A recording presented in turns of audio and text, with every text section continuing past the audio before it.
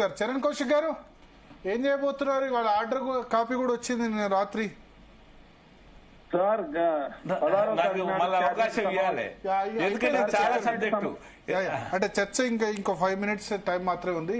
ఎందుకంటే చరణ్ కౌశిక్ గారు, ఎందుకంటే కృష్ణమోహన్ గారు లైన్ లో ఉన్నాడు కాబట్టి చెప్పండి. కౌశిక్ త్వరలోనే కేబినెట్ సమావేశపరిచి కేబినెట్ లో చర్చించిన తర్వాత అదే కాకుండా ఆర్డర్ కాపీని లో ఉన్నటువంటి అంశాల మీద న్యాయ నిపుణులతో సలహా తీసుకున్న తర్వాత రాష్ట్ర ప్రభుత్వము అవసరం అనుకుంటే సుప్రీంకోర్టు తలుపులు తట్టడానికి సిద్ధమైతా ఉంది. దానిలో భాగంగా ఆల్రెడీ ఈ రోజే ఆర్డర్ కాపీ వచ్చింది కాబట్టి దాని మీద రేపు నుంచి కూడా కసరత్తు ప్రారంభం అవుతా ఉంది. సోమవారం లేదా 16వ తారీఖు అయితే ఖచ్చితంగా సుప్రీంకోర్టు పోవాలని చెప్పేసి ఆలోచన మాత్రం చేస్తా ఉన్నారు. అదే కాకుండా కేబినెట్ లో చర్చించిన తర్వాత దీన్ని ఫర్దర్ గా ముందుకు పోతే బాగుంటుందని చెప్పేసి ముఖ్యమంత్రి గారే కేబినెట్ లో చర్చించిన తర్వాత స్వయాన నేనే మాట్లాడతానని చెప్పేసి అన్ని దీనిలో చాలా తప్పులు చేశారని ఇంతకుముందు కృష్ణమోహన్ రావు గారు చెప్పారు. వక్లాభరణం గారు చాలా తప్పులు చేశారు అని చెప్పి ఆయన తప్పులు అన్ని అంటారు కదా. తప్పు దేని మీద చర్చ జరిగింది అక్కడ? ఇప్పుడు దేని మీద చర్చ జరిగింది? జీవో 9 తీసుకొచ్చింది కరెక్టే. ఓన్లీ ఏదైతే 2018 పంచాయరాజ్ యాక్ట్ సంబంధించి అక్కడ గెజిట్ రాలేదు, గవర్నర్ గా ఆమోదించింది దాని మీదనే కదా ఇప్పుడు అయింది. మిగతా అన్ని ఫర్దర్ గా లేదు కులగన్న తప్పు చేసినానో లెక్కలు తప్పునే ఇవన్నీ అసలు బయట పెట్టలేదన్నారు సార్. డీప్ గా జరగలేదు. లెక్కలు బయట పెట్టంటే కులాల మధ్య రాష్ట్ర ప్రభుత్వం చాలా స్పష్టంగా చెప్పింది. లెక్కలు బయట పెట్టిన అనేది రాష్ట్ర ప్రభుత్వానికి ఆ అధికారం ఉంది, అవసరాల దృష్ట్యా మేము వాడుకుంటాం చెప్పి దాన్ని హైకోర్టు జడ్జిమెంట్ లో ట్రాన్స్పరెన్సీ లేదు, బయట పెట్టకపోవడం అనేది కరెక్ట్ కాదు అని అంది. ఆర్డర్ కాపీ ఉంది, అది ఆర్డర్ కాపీలో ఉంది. అది దాని మీద చర్చిస్తారు కదా. ఏమన్నారు శరత్ గారు, వక్లాభరణం గారు ఏమన్నారు ఆర్డర్ కాపీలో? దయచేసి ఆ సందర్భంగా వాస్తవం చెప్పాలంటే ఎందుకు కులాల మధ్య పంచాయతీ పెట్టి ఏకంగా ఈ ఇప్పుడు కులాల పంచాయతీ కంటే రిప్రజెంటేషన్ లేదు అని చూపించాలి. జనాభా ఎంత రిప్రజెంటేషన్ లేదు అని చూపించినప్పుడే కదా రిజర్వేషన్స్ ఇచ్చేది. ఎక్కడ జనాభా లేదని చెప్పి సార్ బీసీల జనాభా టోటల్ ఎంత, దానిలో లోకల్ బాడీస్ లో రిప్రజెంటేషన్ ఎంత, ఇది చెప్పాలంటే లెక్కలు బయట పెట్టాలి. 56.33%. అది కాదు మండల్ వైజు జిల్లా వైజు లెక్కలు లేవు కదా. దానికి సంబంధించి మొత్తం ఎట్లా ముందుకు పోతే బాగుంటుందో చూస్తారు. మన న్యాయ నిపుణులు ఉన్నారు కదా, అడ్వకేట్స్ వచ్చినా ముందుకు పోతారు. ప్రభుత్వం మొత్తం సీరియస్ గా ఇన్వాల్వ్ అయింది దీంట్లో. ఖచ్చితంగా ఫర్దర్ గా ఏ విధంగా ముందుకు పోతే బాగుంటుందని చెప్పి ఖచ్చితంగా ఇప్పుడు సుప్రీంకోర్టు పోవాల్సిందే కాబట్టి సుప్రీంకోర్టు పోయే క్రమంలో ముందస్తుగా మాత్రం ఖచ్చితంగా న్యాయ నిపుణుల మొత్తం చర్చించిన తర్వాత ఉంటుంది.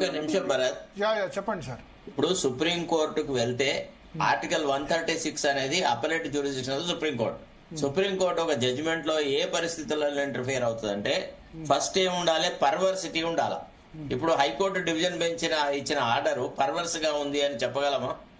ఆర్బిట్రరీగా ఉంది అని చెప్పగలమా? 2 రోజులు సుదీర్ఘమైన వాదనలు విన్న తర్వాత పోనీ జ్యూరిస్డిక్షనల్ ఎర్రర్ ఉందని చెప్పగలమా? అంటే హైకోర్టుకు జ్యూరిస్డిక్షన్ లేకున్నా గానీ ఈ కేసులో తీర్పు చెప్పిందని చెప్పగలమా? లేదా న్యాచురల్ జస్టిస్ లేదనగలమా? అంటే ఎవరికి అవకాశం దొరకలేదు, అందరికి అవకాశాలు దొరికినాయి. తర్వాత సబ్స్టాన్షియల్ క్వశ్చన్ ఆఫ్ లా ఏముంది, whether they have followed Krishnamurthy or not, Gawali judgment follow అయినారా లేదా, ఈ రెండింటి మీద సుప్రీంకోర్టు ఇచ్చిన తీర్పులే ఉన్నాయి. ఇవన్నిటి కాకుండా ఇప్పుడు ఏ కొత్త అంశం మీద సుప్రీంకోర్టుకు వెళ్తారు, అక్కడ ఏం మేలు తీసుకువస్తారు, అక్కడ ఏ రకంగా న్యాయం తీసుకొస్తారు, ఇదంతా ఉత్త వేస్ట్. నేను చెప్తున్నాను కదా, ప్రభుత్వ పక్షంలో సోకాళ్ళు సలహాదారులు అది ఇది అని అంటే వాళ్ళ స్టాండర్డ్ ఇప్పుడు కననే పడుతుంది కదా. వాళ్ళ ప్రభుత్వం ఎన్నికైన ప్రభుత్వానికి చెడళ్ళు అనేలాగా నాకు అవకాశం ఇవ్వాలి, నేను చెప్తాను. వదిలేమంటారా శరత్ గారు? మరి వదిలే అన్నా చెప్పండి, మరి ఏం చేయాలి? వదిలే అన్నా చెప్పండి శరత్ గారు, మీరేం చెప్తారు? ఏం చేయాలి మరి? చెప్పాలా? వదిలే అన్నా చెప్పాలా? చేసిన తప్పిదాలను సరిదిద్దుకొని చిత్తశుద్ధితోని 42% ఇవ్వడానికి సరైన స్టెప్స్ తీసుకోండి. ఏం తప్పులు చేసి సార్? తప్పులు ఏం చేసి మీరు? తప్పులు ఏం తప్పులు కనపడే మీకు? జడ్జి గారు ఏమన్నా తప్పులు హైకోర్టు చెప్పింది కదా, ఇంకా ఏమన్నా ఉందా? ఎక్కువ మంది పిటిషనర్స్ వాదనలు ఇవన్నీ ఇప్పుడు ఏం చేయాలంటే అంటే మా న్యాయ నిపుణులు అభిషేక్ మను సింగ్, తర్వాత రవివర్మ, పాపం అభిషేక్ మను సింఘ్వి ఆర్గ్యూ చేయలేకపోయినాడు, ఆయన డిఫెండ్ చేయలేకపోయినాడు. నాకు అవకాశం ఇవ్వండి, నాకు అవకాశం ఆయన ఎందుకు కన్సల్ట్ చేయలేదు? నాకు అవకాశం ఇవ్వండి, నేను మాట్లాడతా. ఇప్పుడు పాకిస్తాన్ కోర్టు పోవాలా మరి చెప్పండి. మరి ఇప్పుడు ఇలాంటి పోతారు సార్, హైకోర్టుకి ఎందుకు పోతారు? ఏముంది అంటే బీసీలకు సంబంధించిన అంశాన్ని ఇస్తుందో వదిలేయాలన్నా మరి ఒక్క నిమిషం నాకు అవకాశం ఇవ్వండి, నేను మాట్లాడతా. ఇప్పుడు వరకు పార్టీ ప్రభుత్వం కావచ్చు, పార్టీ చివరి వరకు పోరాటం తెలంగాణ రాలే కదా. ఇప్పుడు ఒక మాట ఇప్పుడు ఆర్టికల్ 26 ప్రకారంగా హైకోర్టు పోయిండు పిటిషనర్. ఒకవేళ ఇప్పుడు ప్రభుత్వమే పోద్ది అనుకో సుప్రీంకోర్టు, ఆర్టికల్ 32 ప్రకారంగా సుప్రీంకోర్టు పోతారు. ఎవరికైనా రాజ్యాంగం ఇచ్చిన హక్కు నెంబర్ 1. నేను చెప్తాను నెంబర్ 1. అయితే ఇంకొకటి ఏమంటున్నంటే సుప్రీంకోర్టుకు పోయినా కూడా నేను బీహార్ ఉదంతా నేను చెప్పా నెంబర్ 2. అయితే దీనివల్ల ఏమైతుంది, రాష్ట్ర సమగ్రత, గ్రామ స్వరాజ్యం అనేది కుంటుపడింది కదా, అభివృద్ధి రాష్ట్ర సమగ్రత దెబ్బతింటుంది కదా. తర్వాత గ్రామ స్వరాజ్యం అనేది ఇప్పుడు సెంట్రల్ గవర్నమెంట్ గ్రాంట్స్ ఉంటాయండి, 7% ఉంటాయి. ఈ ప్రతి గ్రామంలో ఆ ఫండ్స్ తోటి డెవలప్మెంట్ జరుగుతుంది. గ్రామ స్వరాజ్యం డెవలప్ అయినప్పుడే రాష్ట్రం అప్పుడే దేశము. ఈ సంకట స్థితిలో ఇప్పుడు ఏం చేయాలంటే నేనేమంటున్నా అంటే ఎలక్షన్లకు పోవాల్సిందే, రాష్ట్ర ప్రభుత్వం ఎలక్షన్లు పోవాల్సిందే. రాజకీయాల కొరకు ఈ అభివృద్ధిని కుంటుపరచడానికి వీల్లేదు కదా. ఇప్పుడు ఇది కుంటుపరచడం వల్ల పురోగతి దెబ్బతింటుంది కదా. మీరు ఏ విధంగా పోతారో ఇప్పుడు నిజంగా కూడా రాజకీయ పార్టీలకు ఒక శ్రద్ధ ఉందండి. ఏముంది, మేము 42 ఇస్తాం అంటారు. మీరు జనరల్ కేటగిరీలా ఇప్పుడు ఎస్సీలే పోటీ చేస్తారు పాత పద్ధతిలా, ఎస్టీలే చేస్తారు, బీసీలకు రిజర్వేషన్లు ఉన్నాయి కదా బీసీలే చేస్తారు. జనరల్ కేటగిరీలా ఇప్పుడు 2 సార్లు నోటిఫికేషన్లు ఇస్తారు. ఏది జడ్పీటీసీలు కానీ ఎంపీటీసీలు కానీ, ఒకటి ఏది జడ్పీటీసీ ఎంపీటీసీలకు ఒకసారి నోటిఫికేషన్ ఇస్తారు.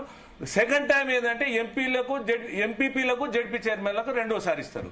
నిజంగా మీకు బీసీ రిజర్వేషన్లు అంటే 42% 50% ఇవ్వాలనుకున్నారు అనుకో, ఇవ్వండి. మీరు పార్టీ పరంగా 42 ఇస్తారా 50 ఇస్తారా ఇవ్వండి. ఫస్ట్ ఏదైతే ఉందో ఈ గ్రామ స్వరాజ్యం అయితే విఘాతం కలగకుండా చూడాలి కదా ప్రభుత్వం గాని రాజకీయ పార్టీలు గాని, ఆ దిశగా ఆలోచించాలి కదా. ఒకవేళ నేను ఇంకోటి కూడా అంటున్నా, ఒకవేళ ఈ అందరూ కాంగ్రెస్ పార్టీ అంటారు, మరి భారతీయ జనతా పార్టీ ఏం చేయవచ్చు? భారతీయ జనతా ప్రశ్నించడం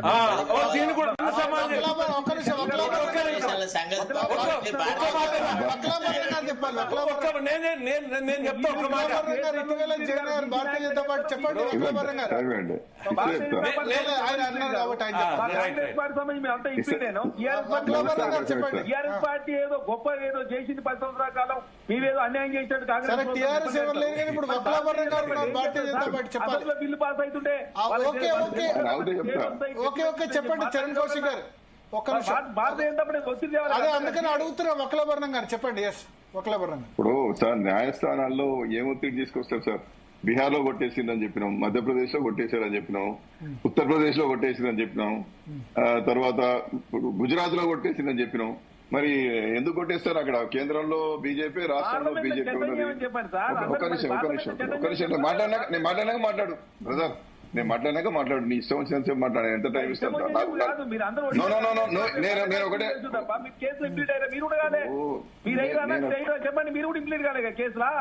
ఎందుకు కాలేదు, కృష్ణ గారు అయింది కదా. కృష్ణ గారు ఒకటైతే నేనైనా మా ఇందులో కావండి. ఇంప్లీట్ అయితే ఏం ప్రయోజనం? దాంతో వచ్చేది ఏం లేదు, దాంతో అయ్యేది ఏం లేదు. అన్ని తప్పులు చేసి దాంతో ఇప్పుడు దేంట్లో ఒకసారి బ్రదర్ నువ్వు ఇంతవరకు జడ్జిమెంట్ చదవలేదు. అరే నువ్వు జడ్జిమెంట్ చదవలేదు, ఏదో మాట్లాడితే మేము ఏం చెప్పాలి? ఏం మాట్లాడాలి? చదివి కాంగ్రెస్ పార్టీ ఒకటే తప్పు చేసింది, కాంగ్రెస్ పార్టీ తప్పు చేసింది. అంటే ఒకటి Bharatiya Janata party 9th schedule లో చేరిస్తే అయిపోతుంది కదా. అమిత్ షా గారు 50% ఇప్పుడు ఆయన నువ్వు నాకు అవకాశం ఇస్తే మాట్లాడతా, లేకపోతే మాట్లాడేవాడి. ఇక నేను ఇది అసెంబ్లీ కాదు కదా, నాకు అవకాశం ఇస్తే మాట్లాడతా. చెప్పండి. ఇప్పుడు చరణ్ కౌశిక్ గారు ఒక్క నిమిషం చెప్పండి. నేనేమంటున్నా, 9th షెడ్యూల్ చేర్చొచ్చు కదా భారతీయ జనతా పార్టీ. ఏదో అడిగారు 9th షెడ్యూల్ పెట్టమని అడిగారు కదా. 31C కింద సార్ జంతర్ మంత్రి ధర్నాలు చేస్తే అవుతుందా సార్? 31C కింద ప్రొటెక్షన్ అడిగినారు, 31B కింద అడగలేదు. అడగకుండానే చేయండి, ఏముంది బీసీల కోసం. సార్, ఎట్లా సార్ ఏది పడితే అది మన చేతులు ఉంటుందా సార్? ఇప్పుడు రాజ్యాంగం మన చేతులు ఇప్పుడు నైన్త్ షెడ్యూల్ పెట్టమని ఈ రోజు వరకు అడగలేదు, అసెంబ్లీలో తీర్మానం చేయలేదు, మంత్రివర్గం తీర్మానం చేయలేదు. మీరు నైన్త్ షెడ్యూల్ పెట్టమని చెప్పి మాట్లాడితే ఎట్లా? నైన్త్ షెడ్యూల్ ఎట్లా మీరు అడిగిన అసలు అడిగిన ఇంతవరకు గవర్నమెంట్ నుండి ప్రతిపాదన పోయిందా? కేంద్ర ప్రభుత్వం దగ్గర అది ఏమైనా పెండింగ్ ఉన్నదా? అడగలేదు. నైన్త్ షెడ్యూల్ పెట్టని జంతర్ మంతర్ దగ్గర ధర్నాలు చేస్తే అవుతుందా? నువ్వు ప్రొసీజర్ ముందు మా చేతులు ఒక విషయం భరత్ గారు, నైన్త్ షెడ్యూల్ పెట్టాలన్నా ఇక్కడ జీవోలు వేరు, ఇక్కడ నైన్త్ ఇప్పుడు జీవోలు తీయడం వేరు, తర్వాత చట్టాలు చేయడం వేరు. రవీంద్రన్ ఒక నిమిషం ఓకే. ఇప్పుడు చరణ్ ఎవరు? మావుడేనే. ఇప్పుడు మావుడు మేమేం మాట్లాడలే. నేను ఏమంటున్నానంటే ఇవాళ చేయాల్సినటువంటి పద్ధతులు భరత్ చరణ్ మన ఇద్దరం ఒకటేనే. తర్వాత రవీందర్ రెడ్డి కూడా వేరోడు కాదు, ఎవరో వేరోలు కాదు. మనం చేయాల్సిన పద్ధతులు కరెక్ట్ చేస్తే మనకు లాభం జరుగుతుంది. లాభం చేసుకుందాం చూద్దాం మనం అందరం. గది నేను అంటానా? నేనేమంటున్నా, ఇప్పుడు బిల్ 3 బిల్ 4 లో అక్కడికి పంపించిన దాంట్లో 31C కింద దీన్ని ఇక్కడ 200 కింద రిజర్వ్ చేసి రాష్ట్రపతి గారికి పంపినరు. ఎందుకోసం రాష్ట్రపతి గారి దగ్గరికి పంపినరు? రాష్ట్రపతికి కేంద్రం సిఫార్సు చేయొచ్చు కదా, గవర్నర్ సిఫార్సు చేయొచ్చు కదా సార్. అట్లా ఉండదు. ఇప్పుడు రాష్ట్రపతి గారు స్వతంత్రంగా ఏ పని చేయలేరు. అదే అందుకని అట్లాగా సార్, నువ్వు 31B కింద అడిగినప్పుడు కదా సార్, నువ్వు నైన్త్ షెడ్యూల్ పెట్టమని అడిగినప్పుడు కదా. నువ్వు అడగనే లేదు, నీ ప్రతిపాదన లేదు, నీ మంత్రివర్గ తీర్మానం లేదు, నీ హౌస్ ఏకగ్రీవంగా తీర్మానం చేసినటువంటి తీర్మానమే పంపలేదు. బిల్లులను ఆమోదించుకున్నావు కానీ నైన్త్ షెడ్యూల్ పెట్టమని చెప్పి తీర్మానించలేదు కదా. కేంద్రం దగ్గర ఏమైనా పెండింగ్ ఉన్నదా ఇంతవరకు? కాబట్టి ఇప్పుడు ఏ రాజకీయ పార్టీల గురించి పక్కన పెట్టండి. మనం ఒక ఆరోపణ చేసినప్పుడు ఇప్పుడు చరణ్ లాంటి వాడు చదువుకున్నవాడు, విద్యావంతుడు, బీసీల కోసం కమిటెడ్ గా పనిచేస్తాడు. శరత్ గారు చెప్పండి. ఇప్పుడు ఐఆర్ క్వీలో వర్సెస్ స్టేట్ ఆఫ్ తమిళనాడులో నైన్త్ షెడ్యూల్ లో పెట్టిన అంశం మీద కూడా న్యాయ సమీక్ష చేస్తామని అన్నారు. కాబట్టి మనము సమీక్ష చేస్తామన్నారు కానీ చేయలేదు. దాని మీద బెంచ్ కాన్స్టిట్యూట్ కాలేదు అప్పటి వరకు అయితే. కాదు భరత్, ఒక విషయం వినండి దయచేసి. విషయం ఏంటంటే విద్యార్థి పరీక్షలో ఏం రాయలేదు కానీ పరీక్ష దిద్దినాన్ని తిడుతున్నాం మనం. నువ్వు సరిగా దిద్దలేదు, నువ్వు మాకు మార్కులు వేయలేదు. అరే నువ్వు ఏం రాసినావు? ఫస్ట్ నీవు నీ ఎఫర్ట్ ఏంది? నీ ప్రిపరేషన్ ఏంది? నువ్వు ఎక్కడ చిత్తశుద్ధితో పనిచేసినావు? ఈ టాపిక్స్ అంటే అందరినీ అంటే ప్యానెల్లో ఉన్న వాళ్ళందరూ భారతీయ జనతా పార్టీని తిట్టాలంటే ఆయన ఉద్దేశం కోసం మనం తిడతాం. ఎక్కడ ఏం జరిగిందో చెప్తాం అంతే. That's all. We don't have any political overtones on that issue. అందుకే ఒక్కసారి భరత్ గారు ఒక్కటే నిమిషం నేనేమంటున్నానంటే బీహార్ లెవెల్ ప్రభుత్వం ఉన్నది, గుజరాత్ లెవెల్ ప్రభుత్వం ఉన్నది, మహారాష్ట్ర లెవెల్ ప్రభుత్వం ఉంది, మధ్యప్రదేశ్ లెవెల్ ప్రభుత్వం ఉంది. ఈ అన్ని ప్రభుత్వాలు బీజేపీ అయిన తర్వాత అక్కడ హైకోర్టులు కొట్టేస్తున్నా, సుప్రీంకోర్టు స్టే ఇవ్వకున్నా, గవర్నర్లు ఆమోదించకున్నా కేంద్ర ప్రభుత్వం ఎందుకు జోక్యం చేసుకుంటది? చట్టాలను, రాజ్యాంగాధికారులను, న్యాయమూర్తులను డిక్టేట్ చేసే పరిస్థితి ఉంటుందా అండి? అన్ని కరెక్ట్ చేసినప్పుడు అందరూ అండగా నిలబడతారు. నేనేమంటున్నట్టే జీవోలు ప్రభుత్వాలు జీవోలు తీస్తాయి, చట్టాలు తీస్తాయి, కానీ రాజ్యాంగ స్ఫూర్తి విధానం వేరుంటది. కాబట్టి నేనేమంటున్నంటే ఎన్నికలు ప్రభుత్వం ప్రతిష్ట పోకుండా ఎన్నికలు జరిపి గ్రామాన్ని 50% సీలింగ్ ఎత్తేస్తామని చెప్పి జార్ఖండ్ ఎలక్షన్ల సందర్భంగా మాట ఇచ్చిండ్రు. జార్ఖండ్ లో ఏదైతే మాట భారతీయ జనతా పార్టీ ఇచ్చిందో భారతీయ జనతా పార్టీ మాట కూడా నిలుపుకోవాలా. కాబట్టి నిలుపుకోవాలంటే ఖచ్చితంగా 50% సీలింగ్ సంబంధించి కేంద్రం చట్టం చేయాల్సిందే కదా. గెలవలేదు మాట నిలుపుకోవాలి అంతే. Sir thank you Charan Kaushik గారు, థ్యాంక్ యూ చరణ్ కౌశిక్ గారు, వల్లభరెడ్డి రవీందర్ రెడ్డి గారు, అదేవిధంగా వకలాభరణం కృష్ణమోహన్ రావు గారు, శరత్ గారు. మొత్తానికి హైకోర్టు ఆర్డర్ కాపీ అయితే వచ్చేసింది సునీత. ఇప్పుడు ఎందుకంటే సోమవారం బహుశా సుప్రీంకోర్టు వెళ్తారేమో, సోమవారం మంగళవారం కేసు ఈ ఆర్డర్ కాపీ వచ్చింది కాబట్టి స్టేని వెకేట్ చేయమని వెళ్లే అవకాశం ఉంది. లేదా ఇంకో 2-3-4 రోజులు అయితే టైం తీసుకుంటారు కేబినెట్ సమావేశంలో చర్చించాలేదా అని. లీక్స్ అయితే అందుతున్నాయి సుప్రీంకోర్టులో స్టే వెకేట్ చేసేందుకు ప్రయత్నం చేస్తారని, కానీ ఛాన్సెస్ అయితే తక్కువ. అభ్యర్థులు జాగ్రత్త. లాస్ట్ టైం మేము చెప్పాం దసరా దావతులు ఇవ్వకండి, అనవసరంగా ఇది అయ్యేది కాదు పోయేది కాదని చెప్పాం. చాలా మంది సేవ్ చేసుకున్నారు. ఈటల రాజేందర్ మనతో ఇంటర్వ్యూలో చెప్పారు, మనం కూడా అదే చెప్పాం. సో జాగ్రత్త. ఇప్పటికి కూడా ఏం జరుగుతుందో తెలీదు. స్టే వెకేట్ దసరా దావత్ పక్కన పెడితే దీపావళి దావత్ కూడా అయ్యేటట్టుగా అనిపించట్లేదు. చూద్దాం, 21 దీపావళి ఉంది కాబట్టి అయ్యేటట్లేదు. స్టే వెకేట్ సుప్రీంకోర్టు చేయడం కష్టమే. ఎందుకంటే సుప్రీంకోర్టు తన తీర్పు తానే తప్పని అనదు, తను ఇచ్చింది 55%. సో చూద్దాం రాష్ట్ర ప్రభుత్వం ఏం చేస్తుంది అనేది ఆలోచిద్దాం. Right, thank you Bharat for your deep analysis. మొత్తం మీద ఇది వాటి ఎన్నికలపై హైకోర్టు ఇచ్చిన